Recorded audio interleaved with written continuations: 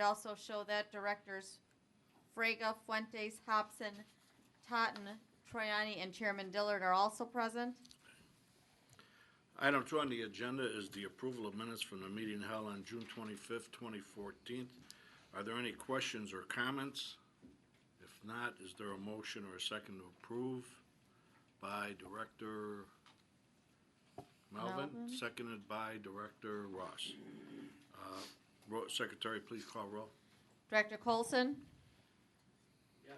Director DeWitt? Yes. Director Lewis? Yes. Director Melvin? Yes. Director Ross? Yes. Director Drani? Yes. Six ayes and 2 absent.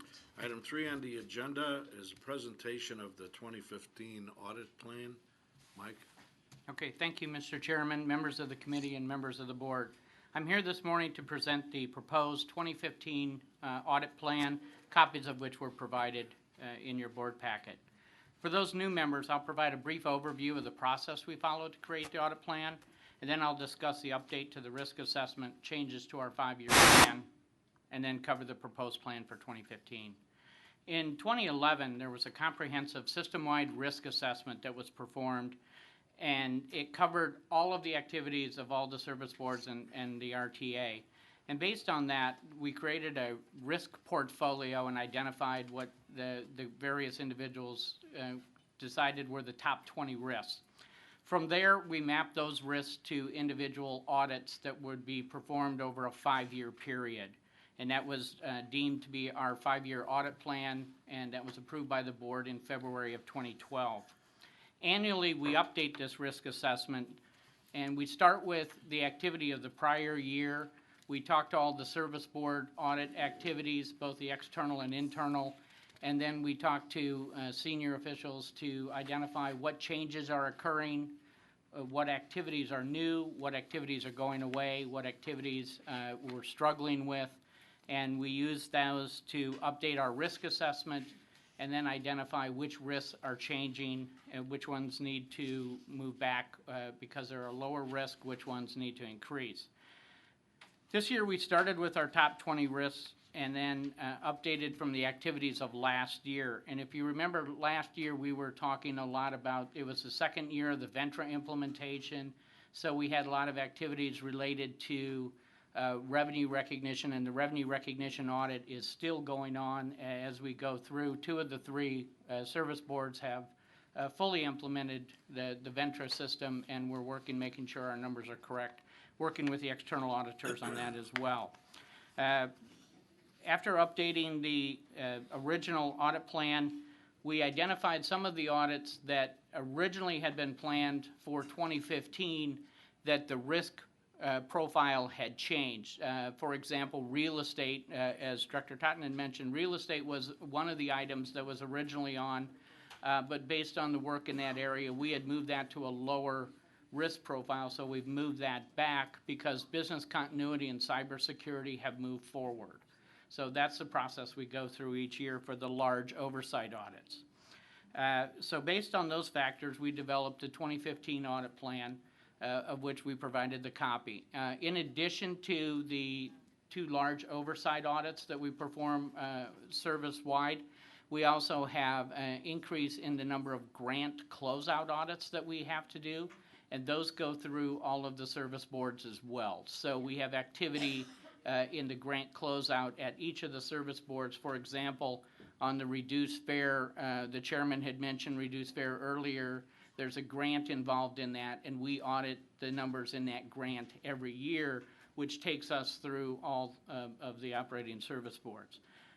In addition, we have all the capital grant activity that we have closeout audits for, and that could be either at Metra, CTA, or PACE. So we do those activities as well. One new area that's in our audit plan this year is several board members had asked the procurement group and my group to increase the reporting on the contracts that the RTA has. And what was brought up is the fact that we bring to you contracts to be approved, anything above $100,000. You will approve them based on the information that's provided. What you tend not to see is what happens when they're done. or what happens as they go through.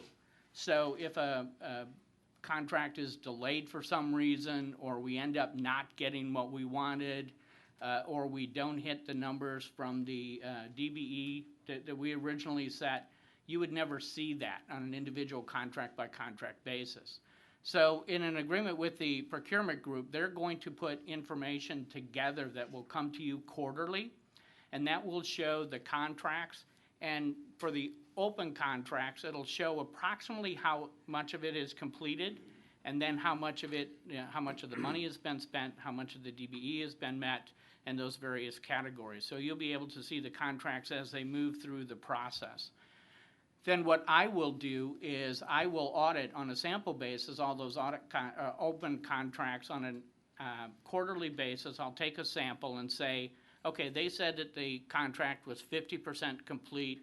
We've paid 50% of the money, and the DBE's got their right percentages. I will go through and verify that and make sure that all that information is correct. So you have some assurance as we go forward that that report is accurate. Now, some of that's somewhat subjective, but it's always good to have an extra set of eyes that's a little bit independent of the group that's running the contract to say, is it really 50%, or is it just 50% of the time has gone through and no activities really occurred? So I will be providing you with that information. Hopefully we don't have those scenarios, so I'm just saying, but that's the kind of stuff I'd be looking for. In addition, for all the contracts that are completed, I will be going through and identifying, were they completed on time? If not, why not? Did we stay under budget, or did we have to increase the budget for the project? Did we get what we were actually asking for, or did we have to settle for something less?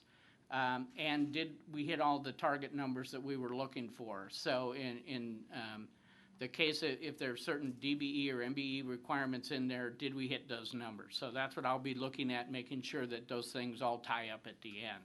So it'll take us a little bit to get this up and running, but we are working. We think that the first report to you from procurement is going to come in June, and I will be able to get some of the initial work done in that to give you an idea of what my report will look at like as we go through that. So that's a new initiative on our part.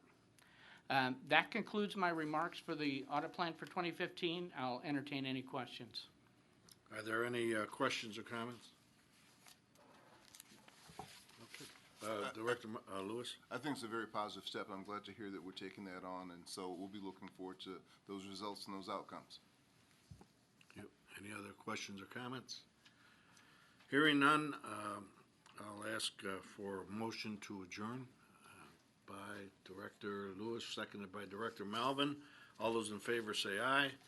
Opposed? Audit Committee is adjourned.